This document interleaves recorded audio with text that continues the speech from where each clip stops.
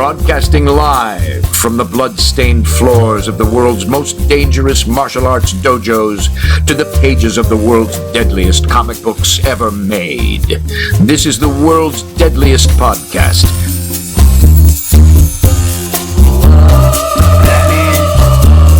Bane. Yes, dude. The thing with this character, man, I haven't read his story in a long time, and now reading it, it's like me and Jake both kind of came up the same conclusion without even talking about it. Because you kind of wonder, like, dude, is he a pro wrestler? He's got like this badass Luchador's mask on. He's got the Lucha mask. He's got the steroids. He's doing a backbreaker. Yeah. I mean, seriously. He's even got like a singlet. Like he wears pants and combat boots, but he's got a singlet on. Yeah. So I, in the backbreaker, dude, I mean, that is a pro wrestling move. That's a Billy Robinson move. Dude. And I had it marked in here. Where did it go? That freaking panel. By the way, I love your bookmarks. That's how I do it too. Yeah. All the bills I'm not going to pay, I just fucking put them right there. That panel with the backbreaker is probably, I mean, in some ways, it's like one of the most awesome panels in comic books. It's truly iconic. I mean, you see that, you know the whole story, and they're trying to put over Bane. Okay. Because Batman didn't have, he's always beaten the Joker, he's always beaten Two-Face, he always beats everybody, but finally, Batman gets broken. Yeah. Well, so all right, to go back to let's talk about the steroid aspect. I'm going to investigate. Keep going. Before we get too deep into this podcast, I want to update everyone real quick on the progress of my comic book, Strength Monsters. It's about two professional wrestlers that go on adventures and stuff together. It's kind of like SpongeBob SquarePants meets Masters of the Universe, but it's a lot less annoying, and it's got a lot more toe holds and a lot more headlocks in it. It's written by myself. It's also primarily illustrated by myself as well. And right now, if you go to strengthmonsters.com, you can download the first issue for free. All you have to do is go to strengthmonsters.com, put your name and email in the little box, and within a matter of minutes, you'll be emailed a free copy of the book.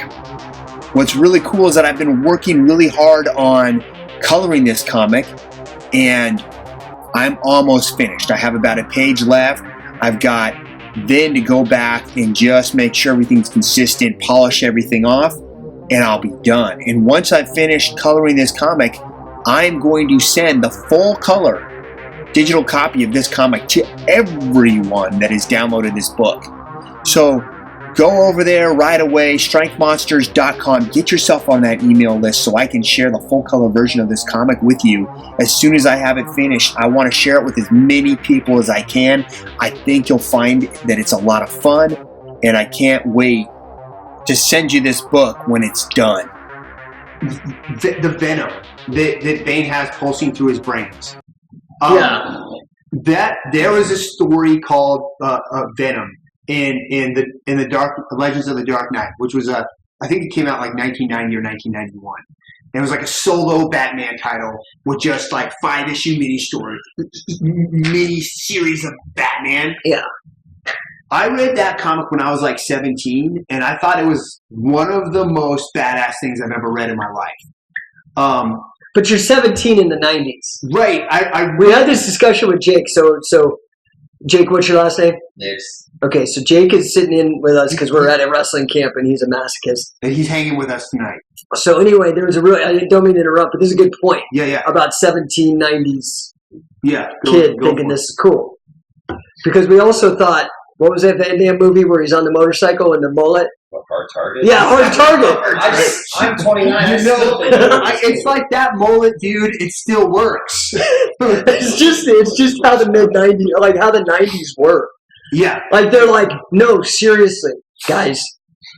Jean-Claude Van Damme surfing on a motorcycle with a mullet could totally happen, and it's badass. Yeah. So they just took Bane, right, and mushed all this random shit together from these badass badass things. It's almost like Bane. Yeah, it's like Bane is just like a smorgasbord of like stuff that they think is badass. You know what I'm saying? It's like, cool lucha libre wrestling mask. That's badass. We'll put a wrestling mask. And combat boots. Combat boots. I don't understand. I know. It's like a V-neck. It was so far down. You see the abs. It's like, yeah, but seriously, it's like what Undertaker wears. And he's got Undertaker's got that same outfit. He's dude. got a utility belt on though too. Like, yeah, because he does. Well, they're trying to mix. I think what they tried to do is they tried to mix lucha libre, steroids, or like, super soldier serum, whatever you want to call it. Right. And they wanted to mix lucha libre, steroids, and like Guatemalan guerrilla commando. Yeah, dude. So let me tell you the story of the Venom, though. The steroid. But here's the other thing, real quick, because that was also the height of the drug war. So what else could be worse? Like to be like a Contra who uses all these drugs, right? Like that's like, and that was every bad guy in those Hard Target movies, right? They're all Colombian drug dealers and shit. Well, where they got the Venom from was that series I told you about. Batman is tracked down a kidnapping. This little kid is strapped to a chair in a sewage tunnel with the chair bolted to the ground with the tunnel flooding, so she's going to drown. Batman's got to move these boulders out of the way to get to the kid. Wait a minute. That means somebody actually, like, if you've ever done any work on your house, like they actually had to go in the fucking sewer and bolt the chair. Like bolt the chair down and then tie the kid to it. So he gets the first few boulders out of the way, but he gets the last one. I think they even said the weight. It was like it's about 600 pounds, and he couldn't move it. So he does the chair, and the kid dies. Oh, dude, it's like that's how dark it is. Like the kid is dead. Like the panel was so disturbing because it's like sad. This little kid underwater, like looking up, like dying. I'm like, gosh, man, like now, like having kids, my own kids, I like the can't stand watching kids suffer. Yeah. Like I just can't handle it. Yeah, that's the worst. It's the worst. Oh, that's awful. That's pretty dark. Kill the kid in that comic book. Because that's what pushed Batman to start taking the Venom. Okay, can I say this about Batman? Yeah. Like, okay, he's a billionaire, right? And I understand Batman's been around forever, right? And had the outfit and all that. But wouldn't it really, I mean, honestly, wouldn't it be more like Iron Man? Like if you had $1 billion? Yeah. I think you wouldn't be running around with this giant cape. That's the worst fucking thing. Do you see a wrestler in that? Never, dude. That's like the worst thing. You're going to get your ass kicked. Yeah, the cape is gonna. That's like Hoist Gracie with his belt, dude. Yeah, strangling fucking Ken Shamrock with it. It's just So, dude. So the kid dies. Batman's bummed out. He gets hooked on the Venom, right? Batman does. Batman, yeah, he starts taking the Venom because he couldn't move the 600 pounds. So he's sad, so he does drugs. Yeah, and he ends up going through like a whole issue. There's like a whole issue where Batman basically just gets his ass kicked by everybody. Because he's sad about his kid. Sad Batman. So he starts the Venom, like, the guy kind of like they do it that the guy set him up to get him hooked on the Venom. Like it was all a plan, right? Okay. Because they want to, I don't know, utilize him for their own means. Because there's this retired general that's like teamed up with this doctor that's creating the Venom. Anyway, so for Batman to get, he finally realizes because he starts making him roid rage. And there's actually a sequence in the comic where it is steroids. Totally. He's chasing these villains and they're like making a getaway. So he picks up a refrigerator, throws it through a brick wall, and lands it on their car, and then gets the bad guys. Like, so he's throwing refrigerators through walls. And he's mad about this? And he's like laughing. He's like, ha ha ha ha. Like, Batman's like, he's like got this evil laugh, like he's going, like losing his mind. So Batman realizes he's got to get off Venom. So he has Alfred lock him in the Batcave. He goes through withdrawals? Yeah, and he goes through he grows like a huge beard and stuff. And everything, and then finally, and like Alfred's like talking to him on the intercom. He's like, "Sir, it's been 29 days. Are you ready to come out now?" And he's like, "No, Alfred, I said 30 days." See, to me, I'm sorry, that belongs in the Lego Batman movie. It's like so perfect. It's ridiculous. But so anyway, that's where they got. That's basically it. I mean, there's not much more to that story. I mean, there's eventually he takes out the evil doctor and the bad general. Sure. You know, but that's where this whole like Venom idea came from. I see. The guy that wrote that story was Denny O'Neil, who was like one of the writers that crafted like a lot of the. I think it was like the late 60s, early 70s, like Neil Adams era Batman stuff. I see. This guy that did this Bane idea, that was Chuck Dixon. Now, he'll come up like in comic books later on, and even now, like he's become like really controversial because he did this comic book like a year ago called crowdfunder on Indiegogo called Trump Space Force.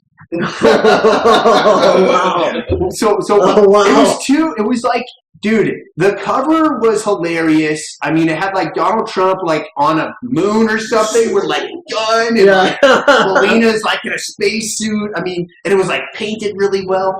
But my brother backed it, so he got the comic. It was like too good. It would just look too good not to pass up, man. But so like a lot of people though, you know, they're like his story could have been so much more. Because I remember when Trump said, we're going to organize a space force. Yeah. I thought he just like, it like looked like it just like popped into his head and he just like said it like he was like, you know, and I thought, dude, a space force? Did he just make that up?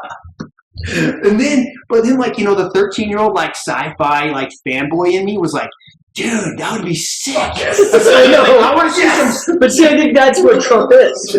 Yeah. Trump is actually like a 13-year-old family. Yeah. Himself. I was like, I want to see some space marines. I feel like he's like a cartoonish Superman.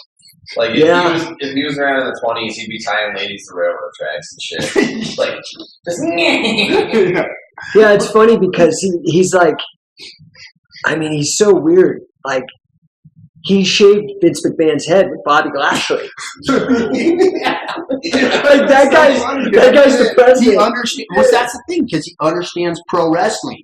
It's the point you always make, Jake. That's it. If you want to understand politics, study pro wrestling. Dude, voting is like betting on pro wrestling. That's what I truly believe that. Like, you know, we were talking like unless there's a botch on the match, yeah, it's pretty much figured out. You know, but I will say this.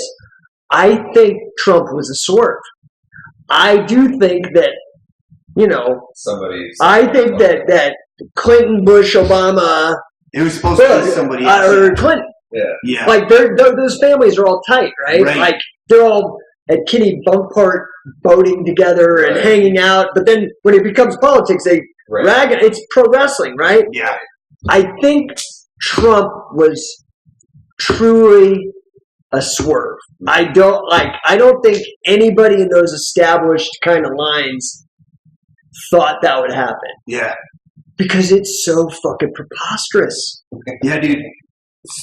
The guys are... Okay, I have kids, so I watch a lot of fucking kids' movies. That guy is in Little Rascals. That guy's in Home Alone.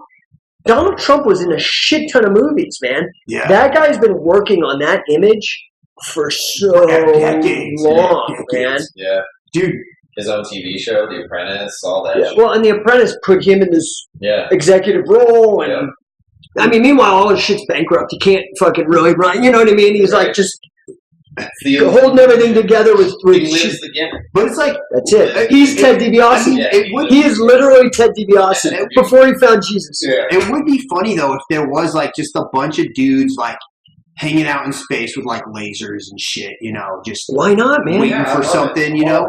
Yeah. Well, it's like in the Space Force comic, I think why it pissed off so many people is because he ended up making it like, it ended up being like, well, you mean like all the Democrats like actually aliens and you know, all this stuff. So they all started fighting in outer space, you know? And it was like, oh, we had this vision that this is what was going to happen, you know? It's just so freaking That's awesome. Yeah. That is awesome. Oh, it's making me laugh so hard, man. So wait, so Chuck Dixon, looks back at the stacks, sees this weird steroid thing that Batman got hooked on. Yeah, and then it's he like comes up with the whole Bane. It almost destroyed him once. Yeah. And he was taking it. When he was what if taking we give a Lucha Libre Gorilla Commando that shit? So that's kind of the badass thing about it. Like that's one of the cool things about it. That it's connected. That it's connected. Continuity. To that. Yeah, there's some continuity there. Yeah. You know, this guy Chuck Dixon was paying attention, but then you get into the actual backstory of Bane, and it's again it's kind of cool. It's like, okay, he's like, his father was like a criminal in this fictitious South American. His backstory is interesting, country. except for the reasons why he wants to get Batman. But like the cool that one episode, what is that issue that does his backstory? That's like the first one. It's like I think it's called like Batman: The Vengeance of Bane, 64-page special, 1990. I mean, I thought that was actually pretty cool and made him almost sympathetic and understandable as a character once you get that backstory. Yeah. Why he wants Batman is the stupidest shit. Yeah, it's stupid. That's where you run into problems because you get into, okay, he's like bred as this like violent criminal from like a child. Like he spent his whole life in prison being like tortured and like solitary confinement. Yeah. He's like eating rats and like fighting off crabs and stuff. And as a child, it's like he's like a child. Yeah. That's the weirdest panel. They lock him in like solitary confinement, but there's like all these crabs that come in. Well, and then the water fills up. And then the water fills up. He has to like tread or like hang out at the top because there's still enough room to breathe. And so they're just like set up like, yes, this is the most badass feeling. Yeah, he's really overcome. He's overcome so much shit. Yeah. You know, in that Nietzschean, like, if it doesn't kill you, make you stronger. So this guy's got to be super strong, right? Like, yeah. But so wait a minute. So he becomes friends with an attorney in jail in this weird third world country. This blonde-haired hippie attorney, who used to be with the mafia or something, right? Right. And he becomes friends with him, and he's like sells him on Gotham City. This is a kid who's never left this prison, and this seedy, like long-haired attorney is like, no, Gotham's awesome, and you could get whatever you want. And he's selling it like it's some amazing place. Meanwhile, right, the pitch of Gotham is it's not Metropolis. It's a shithole. Right. It's like a total fucking crime-ridden shithole. Right. Right? I mean, it's dark. Yeah, that's what it's supposed to be.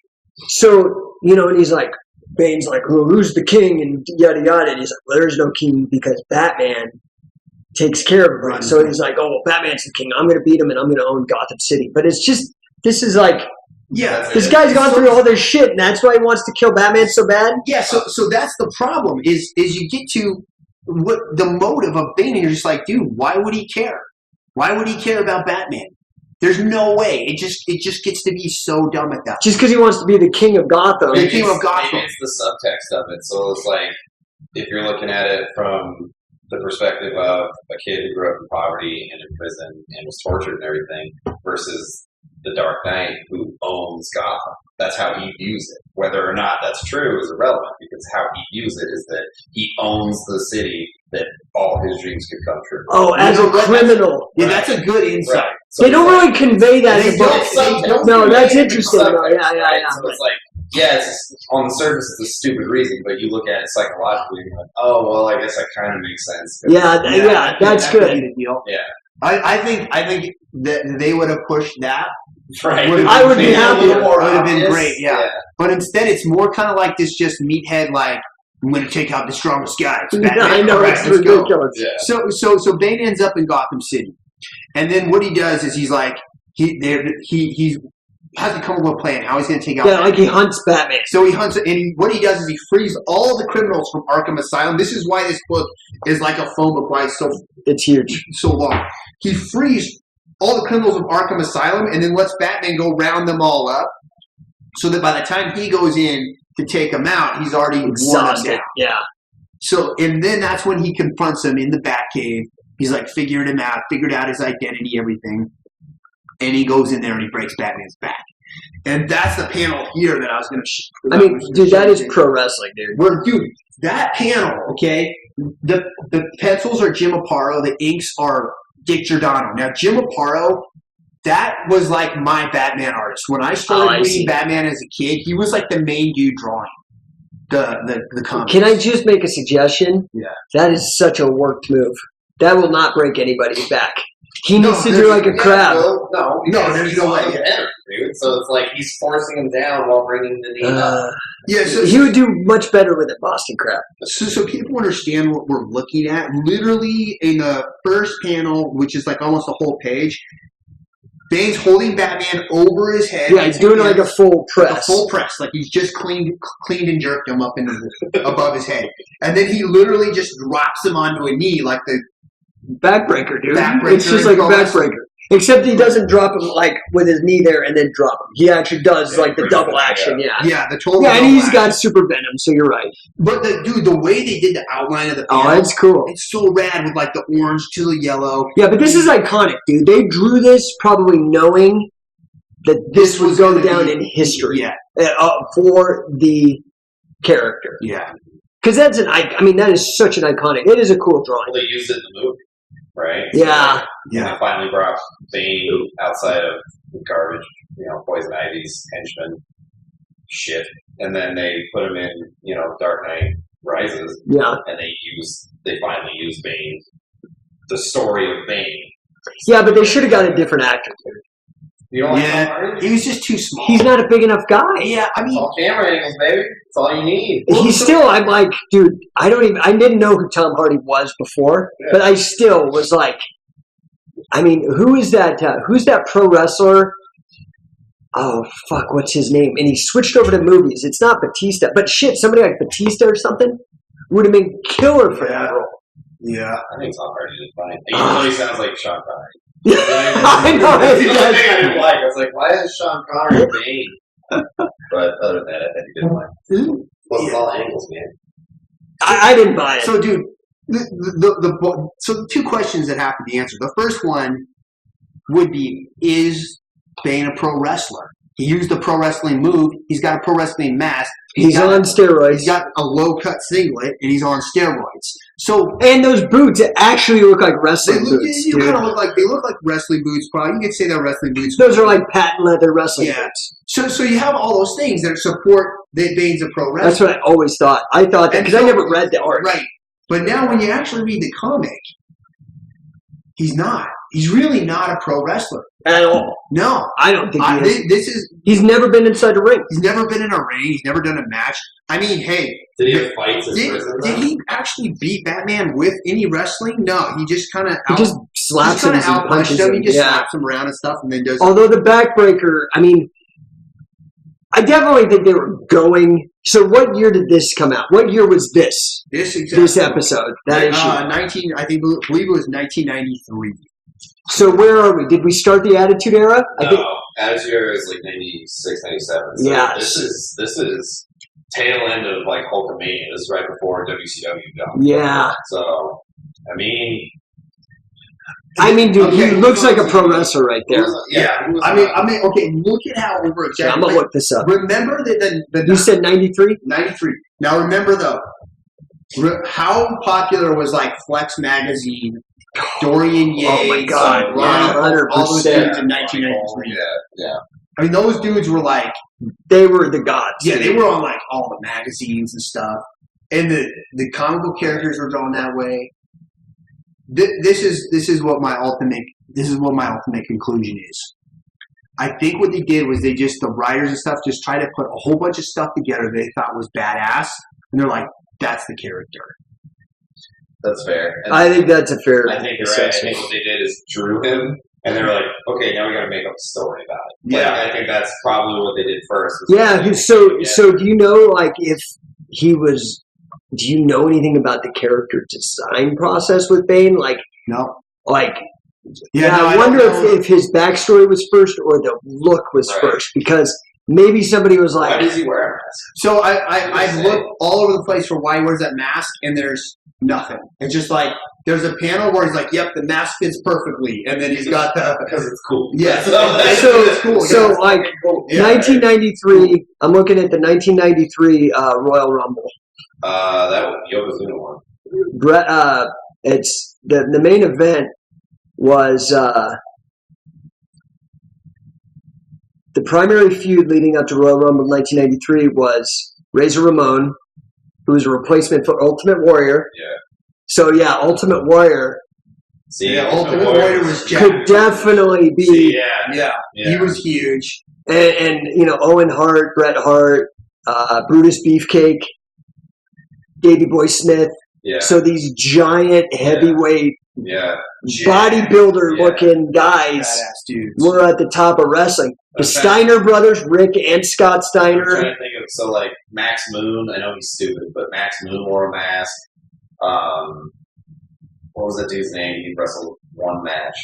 Phantasma or Phantasma. Oh my God, you're going deep, dude. I don't even know those guys. No. So, Phantasma. I believe Okay, seriously, like if you're trying to strike fear in your opponent, Phantasma is the wrong way to go. even better, he was a magician. Oh! And he wrestled one match, and I remember because it was the dumbest thing I've ever seen. So, send dude in the ropes. He was coming back, and he threw like the scarves at him. Oh, that's awesome. So dumb. That's awesome. Oh, Lex Luger, dude. Yeah. So yeah. So Oh, and Vince had just started the World Bodybuilding Federation. oh, that's right. With the Ico Pro and Yep.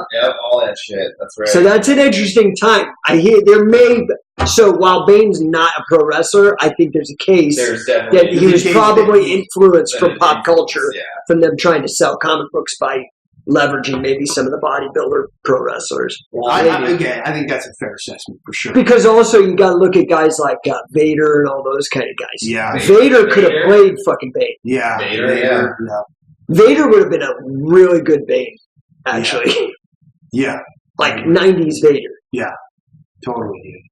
So I mean, basically, that's it for Bane. Like, we could go into like the whole story, I mean, if you want to keep going on like how Batman heals, who takes his place, blah blah blah. We're talking two more phone books. That's right. Two more phone books, and Didn't Bane like do that, like break his back and then throw him out to the crowd? Yeah, And then so Alfred comes in a fake yeah, EMT outfit. in the next issue, he's standing over a city, holding Batman over his head, so like the whole crowd can see, and he says, "Batman is no more. I have destroyed him. I rule these streets. I rule Gotham. Here's your hero and your protector. Take him and bury him." And then he throws him off the roof. He bounces off the roof, bounces off an awning, bounces off another awning, and then hits the ground. And look at all that blood.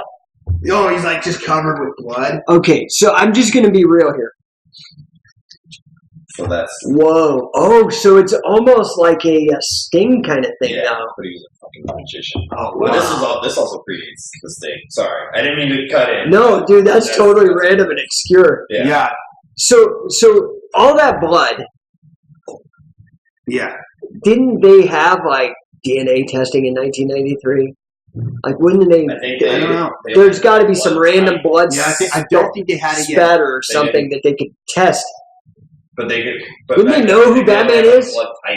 They didn't Yeah, have, I think they did have DNA blood type. going I Yeah, don't maybe think you're that right, totally maybe you're needed right. to be- Yeah, I don't think they had all the DNA in place yet.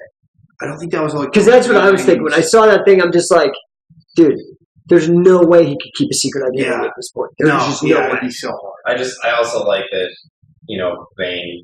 You said he knew who he was, right?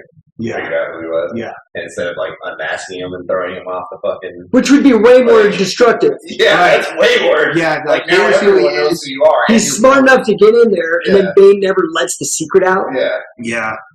And then you're right, Jake. Alfred picks him up in an ambulance, a fake ambulance dressed as like an EMT, takes him back to the back. Oh no! But my favorite part of that episode or that issue Yeah. isn't there some wonder drug that they have to get to save Batman's life, and they basically steal it, Yeah, they steal it from like a hospital. but with the help of Jim Gordon. Right. The with chief of help police. Jim Gordon. What was the name of that stuff, dude? It was really weird. He was like, he's a stable pulse, so he's out of danger. Not quite. So he says, he's like. No, next page. Next page. I gotta go one more page. So what happens? Okay, here it is. We'll need a drug called Decadron.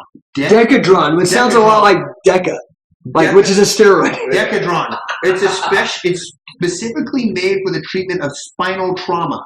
So this is steroid. Is this a real drug?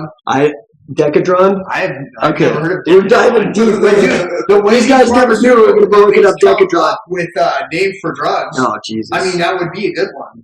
Decadron. Yeah. Decadron for sure. Yeah. What's Deca though? It's what's the full name? What's the name of it? DECA. Deca? Yeah, Decadron. no, the steroid Deca. Oh, with the real steroid? Yeah, there's a real one, and everybody calls it Deca. And they call it Deca. Oh no, there is. So Decadron is a real drug.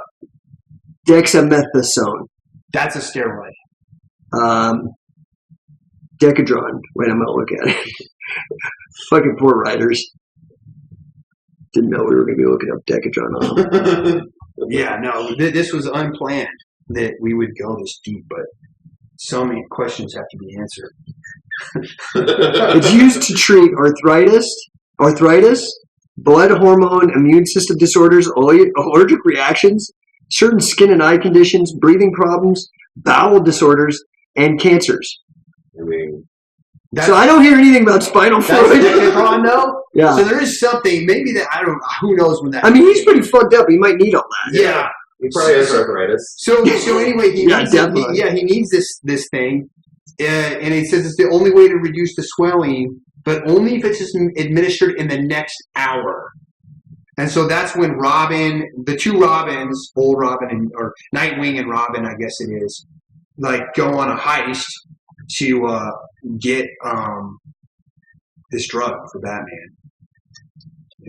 And they get it by the end. Okay, but the problem is Batman does all this and he still has abs, but they say the side effects is weight gain. I'm just trying to keep it real. He's Batman. He is Batman. He's got an 8-pack. Yeah.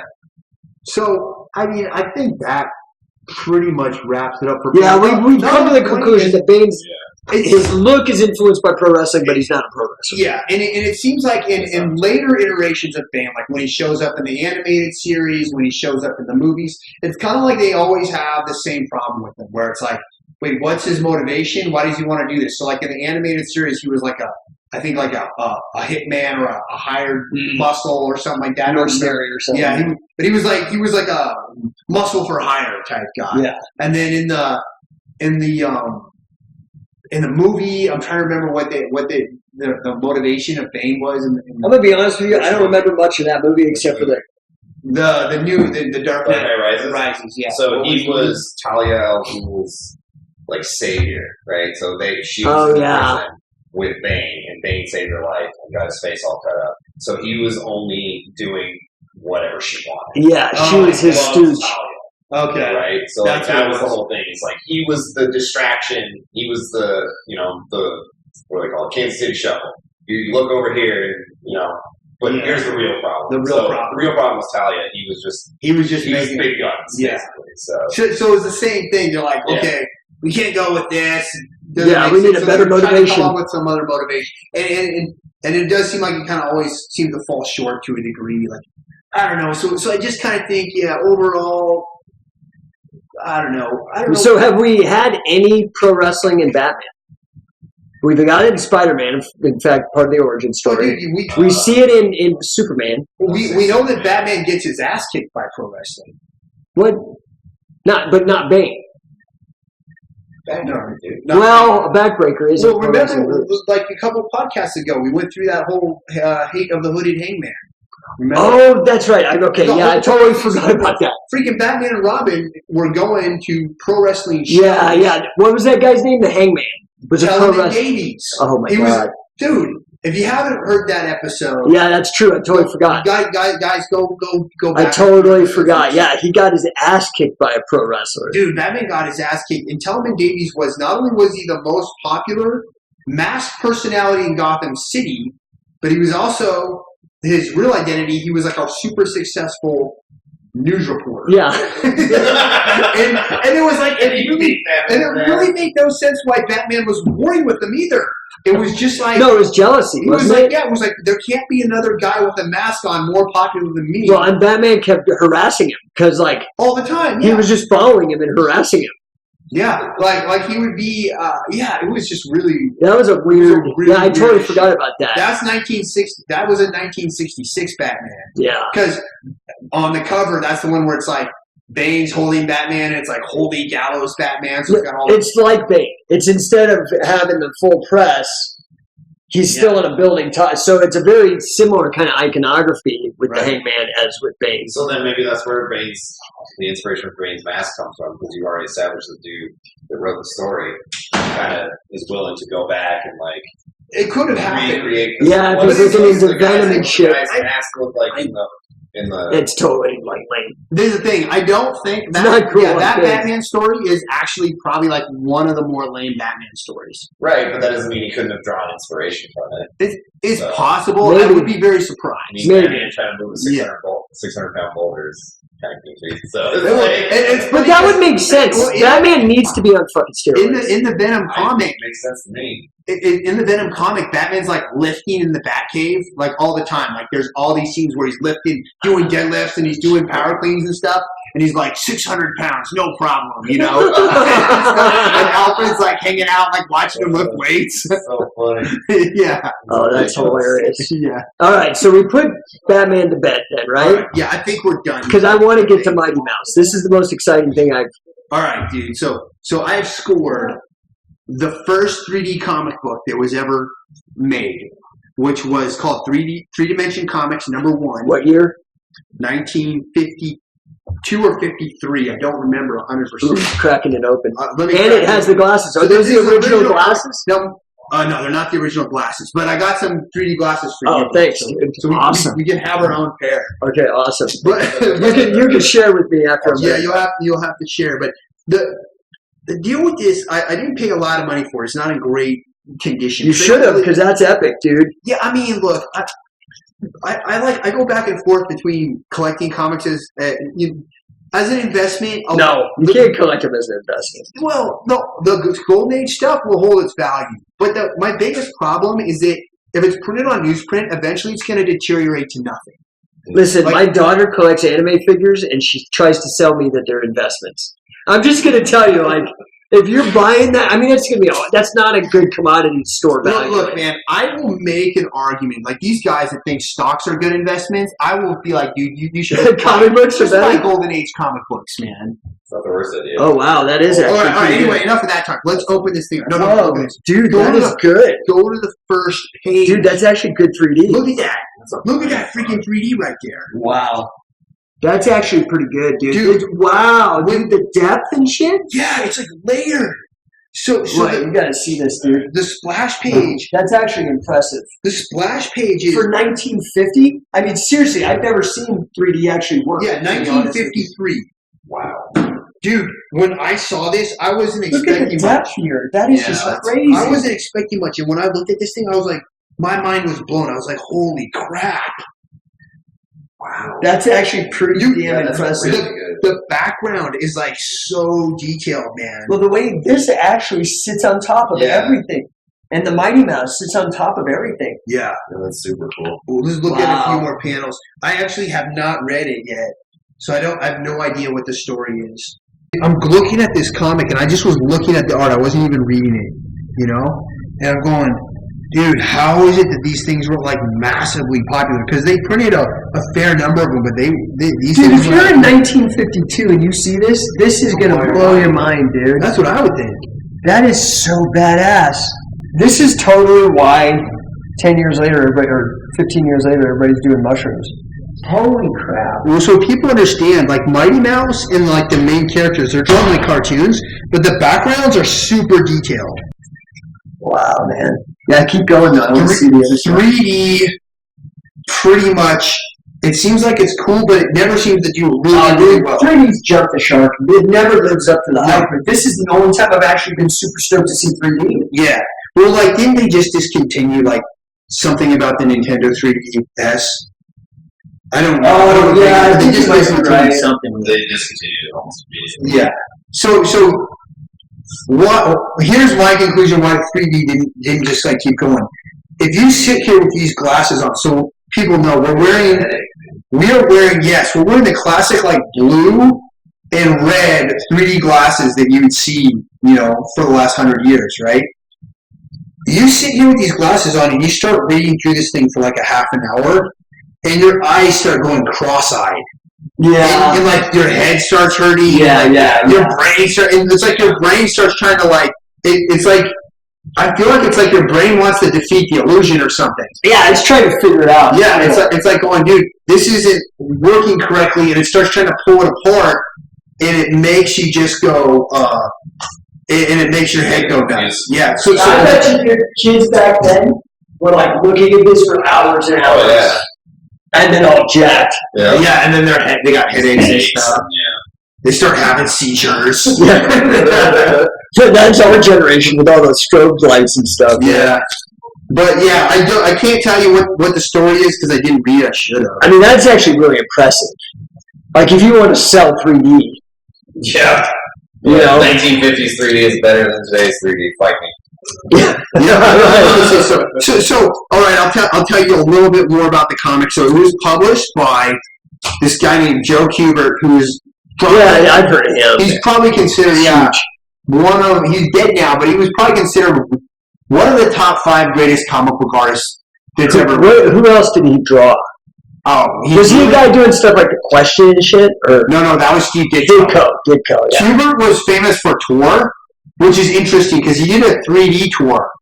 Tor is like a caveman dude that lived, I think it's in like 1500 BC or something like that. Okay. But he's like, there's dinosaurs in it, and there's and the crazy thing is there's all these the first like few issues of Tor, it originally came out in the 50s, and they had to put like a whole page of Joe Kubert drawn as a comic book character explaining how the comic's not intended to conflict with Christianity or anything like that. Like, you know, that it's fiction. Fantasy, yeah.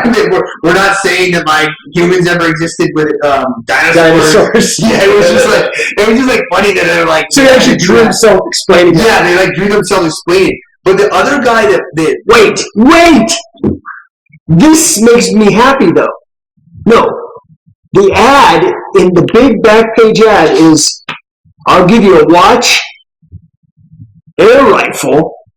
I mean, can you imagine selling BB guns to kids now? A Duke, camera, or any of my 7. Daisy's Red Riser Cowboy Carbine.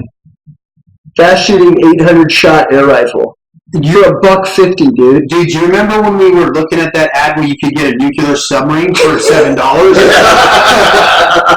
I couldn't resist. I had to look into it, man. Oh yeah. Yeah. So if you didn't hear that podcast, there's another comic we went through where there's an ad. The ads are just as fun as the comics, dude. And it was, you could get a nuclear submarine for like $7, or maybe it was even less. And it had like a realistic drawing of a submarine shooting a missile with like little kids standing behind it. Like you're gonna get that. Like that's what's gonna actually show up. So I actually looked it up. It found out what it was. And there's a guy that's tracked one down that has it. Basically what you got was a 7-foot-long cardboard submarine. Cardboard that you had to like assemble. So that's all it was, and like the guy like set it up. There's a picture of the guy set it up on his front lawn, and there's no way, because I think it claimed that it floated. And I'm like, I mean, how does it float? No, that's your greatest thing. No, that's the greatest thing. A cardboard submarine, of course it's gonna sink. Like that's like, what did you think when you bought this thing? I'm gonna start selling cardboard submarines, dude. You can't lose. And then they have to buy another one, because you never get it back. Here's the deal, though. Those I'm just looking at that. Are super rare. Oh, because they're made out of cardboard, man. And kids put it in the water, it's gone. Put it on the front lawn, whatever. The thing would get destroyed. So there's like barely any of them out there. Wow. Yeah. Wow. That's pretty wild. Are they on eBay?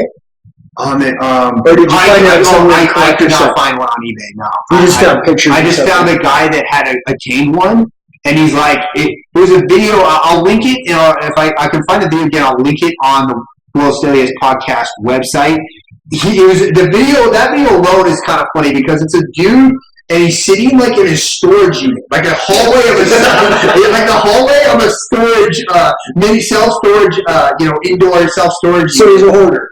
And he's like, I guess he stores his collectibles in there or something. And he's going through his nuclear submarine that he tried to track down and got, because this guy apparently collects advertisement stuff. Oh, I see. Yeah, but it just struck me as like a little bit bizarre because he was like, It's just sitting in a storage unit somewhere talking about his cardboard.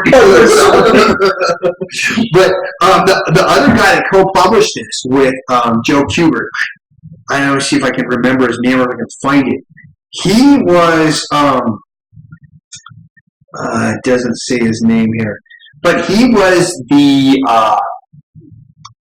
son-in-law of Mo from the Three Stooges. Oh wow! Yeah, so the son-in-law from Mo from the Three Stooges was the co-publisher of.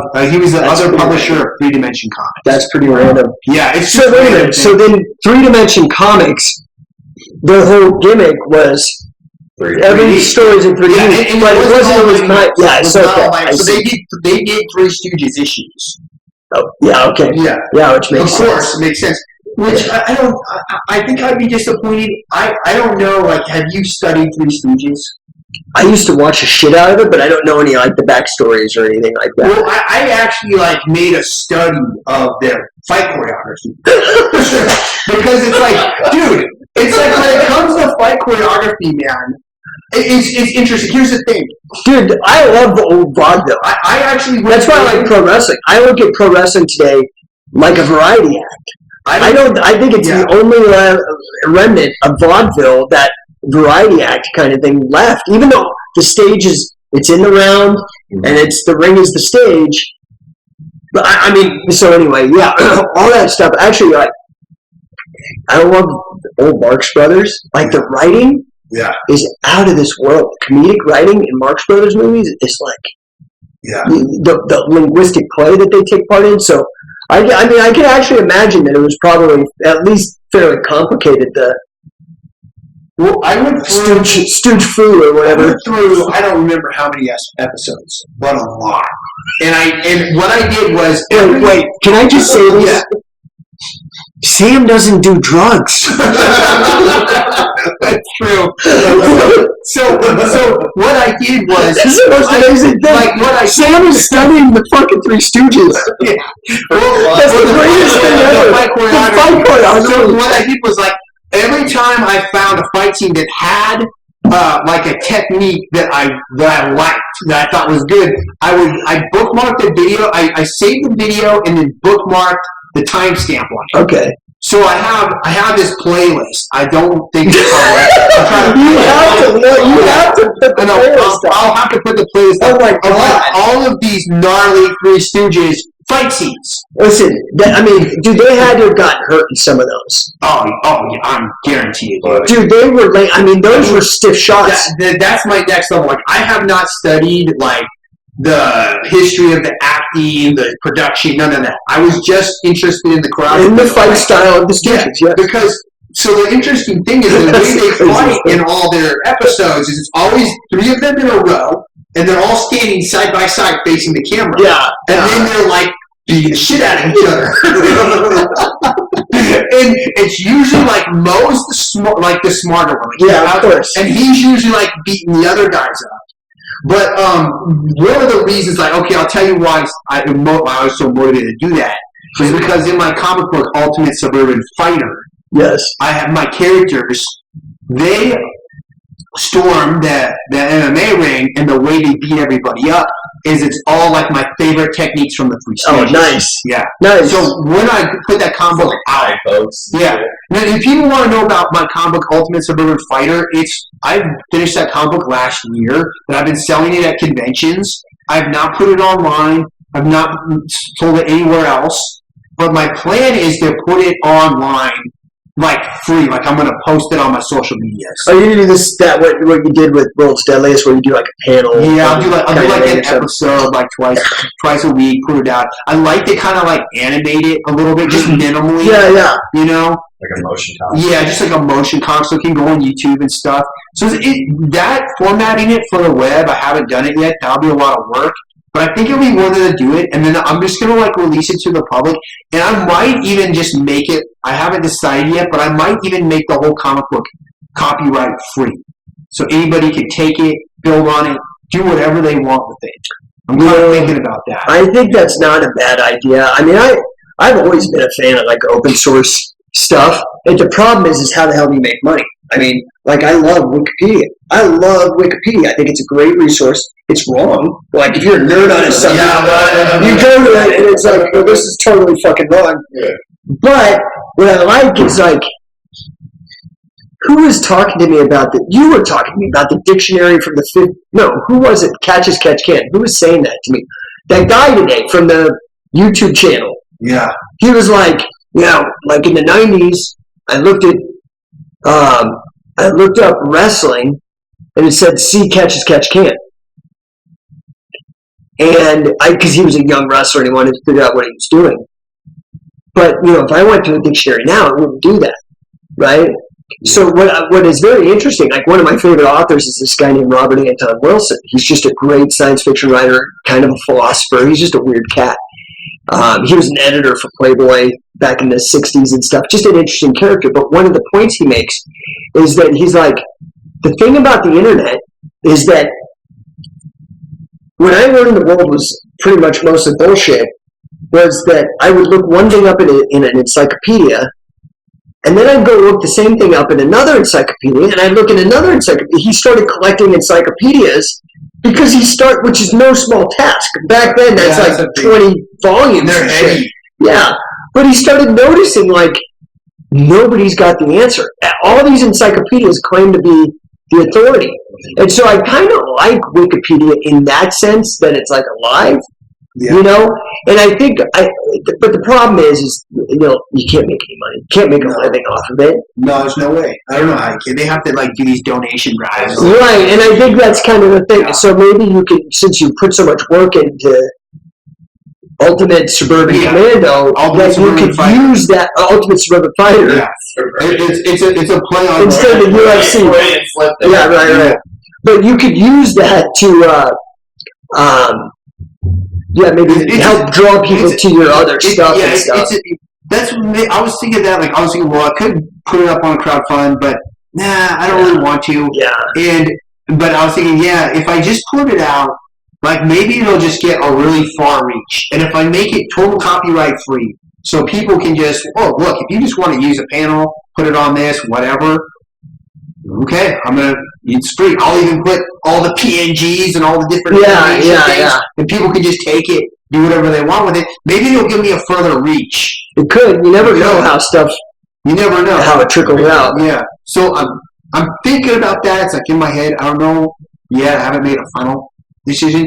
I at the conventions, it's not one of my best selling things at all. Yeah. Because it's so niche. It's it's basically a parody that makes fun of MMA. Yeah. UFC. Well, almost all your comics though are I don't even know if I'd call them necessarily satirical. Are they kind of tongue in cheek? Well, he has this one called Strength Monsters, and it's like burritos and robots and everybody, and these are living beings. These are anthropomorphized burritos. And it's not an abnormal thing. If you see a burrito, it's pretty surreal. Walking around, I'd say it's more surreal. Yeah, you're not going to be nobody's oh my gosh, look at that burrito, and he's wrestling people. Right. No, it's just like every day. It's part of the universe. Yeah, physics. Yeah, just part of the physics of that world. Yeah, there's a lot of weird stuff in there. Yeah, But yeah. So anyway, Strength Monsters, I've been I just hope you upload the playlist with all the favorite. Yeah. With my favorite Three Stooges fight scenes. Yeah, that's awesome. Yeah, there's some there's some good stuff. Little Rascals is amazing. What will happen is after you watch all those fight scenes, you'll notice then you'll start seeing that they'll use the same moves over and over and over again. So one some of the sequences. Right. So one that comes up a lot will be he'll put the fist up and he'll be look at that, and then he'll hit it, spins it around, and hits the guy on the head. Yeah, yeah. And then the eye poke block. But then there's other ones that are really weird where he takes Curly's fist and sticks it on the chin of Larry, and then he punches the elbow so that and they're I'm dude, that's the genius. It's awesome. That one is rad. That's going in the comic. So Yeah, but I mean, that's all I gotta say about that. Hey, and so where are we on time? Yeah, we can finish it off. Yeah. 54 minutes. I think that was pretty good, man. We covered Bane and 3D Mighty Mouse. Dude, yeah, so wrap it up. That is a wide-ranging podcast right there. And we got 3 Stooges fight scenes in there. Yeah. Dude, you have to link that. Yeah, I want to watch those. If you have that as an actual playlist, you have to link that. I'm pretty much 90% sure I still got that playlist. So Dude, I'll link it up. If I can link it to in the description of the video, I'll put it there. I'll definitely put it on the website. Although the website is technically not up yet. But on GitHub, I've got one that I've been playing with. But I'm still going to build it up a little better before I put it out. You have a few more Udemy. Yeah, because I love that shit. I do the same thing. I got 50 Udemy courses that I haven't even started yet. Yeah. Oh, I can't. I told myself I'm not going to buy anymore until I finish at least 5. So I finished 2, and I'm on the 3rd one for. I did 2 on front end web development. Now I'm doing the 3rd one's like a behemoth, 40 hours on front end and back end. Wow. Web development. And so I'm working through that one.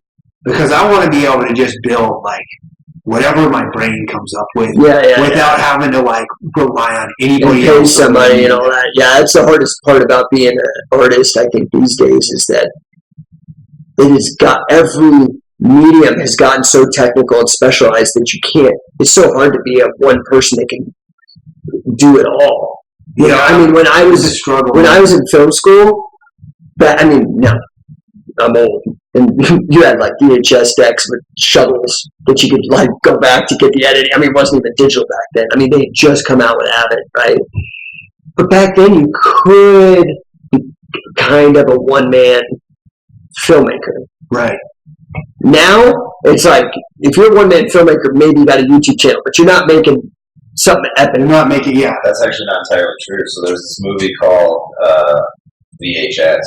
It's like a horror anthology series. There's 3 of them. Okay. And in the second one, there's this movie that was shot entirely on 2 GoPros. Wow. And it was written by one dude. He directed it, and he shot it. But is it good? Is it It's actually really good. It's a zombie movie. And the whole perspective is that there's this dude riding his cross-country bike in the woods or whatever. But are the GoPros part of it? So yeah, he's wearing a GoPro. So they know the other camera, listening, he's got a GoPro on his head. He's one on his bike, and he's okay, that's smart. So then he's that's pretty smart. In the woods, and then gets attacked by zombies. Nice. And he becomes a zombie. So you see the movie from the cool. He's wearing the helmet, the camera, and the whole thing. And then the only other part of that movie that's shot separately from the GoPro is he bursts into this birthday party. It's pretty funny. But he bursts into this birthday party, and somebody's filming the birthday party, and turns and sees him and goes, "Oh, holy shit!" Oh, and then nice. The GoPro, and then the whole. That's pretty clever. Yeah, that's cool. It's really cool. But how many times can you film something like that? So that's just one example. The other example I had was I went to this horror movie convention a couple years ago, and this dude shot, edited, and did sound design for his 45-minute short film all on his iPhone. He shot the entire thing on one iPhone. He shot the whole thing, edited it on the iPhone, and did audio. And it was good. Really good. Yeah, I think you're right. I think you. Well, that does get good to know that you made it possible. Right. It's easy. In some ways, it might be even easier now than it ever has been to do more. I agree. If you have the right technology, you've got the right tools. So. Yeah. Yeah, but I'm going to be real with you. I am now getting old enough where I'm the person that's going to have my kids set the clock on my VCR. I can't figure out all this shit. I barely use they say you use 10% of your brain. I literally use 5% of my phone. Right. I don't know all the apps. I wish I did. But I guess there are people that do, which is amazing. It makes me feel better. I'm a lot younger than you, and I just found out I can take HD pictures on my phone. That's how you do it, so it's whatever. Well, that's cool. So what's the name? VHS is the anthology. VHS is the whole thing, but VHS 2 is the one with that clip on it. Okay. VHS 2. Okay, I cannot remember the name of the short film that I saw at the con, but yeah. Okay, that's cool. Yeah. Cool, man. All right, guys. Awesome.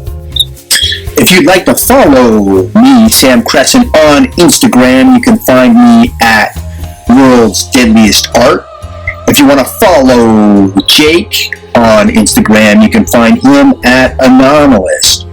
To check out other show notes, links, and other cool stuff pertaining to this, as well as previous podcasts, go to worldsdeadliestpodcast.com. Also, don't forget to go to strengthmonsters.com, download the first issue of my comic book, Strength Monsters in Eat a Burrito, where two professional wrestlers have to take on a luchador from southeast Mexico that has waged war on all the local taco shops in their community. Also, don't forget to go check out scientificwrestling.com for all the latest dates and registration for catch wrestling training camps, seminars, and workshops. As usual, make sure you stay tuned to this channel as we'll have another podcast coming out real soon. The music on this podcast is brought to you by Incompetech.com, INCOMPETECH.com. Go to Incompetech.com, where you can find lots of great royalty-free music by Kevin McLeod. Again, Incompetech.com. Two professional wrestlers battle to defend their local taco shop against a giant human burrito in the brand new very first issue of Strength Monsters. Over 30 pages of unstoppable, on-the-fringe, underground comic book action. Visit worldsdeadliestwebcomic.com today and download your free issue for a limited time only.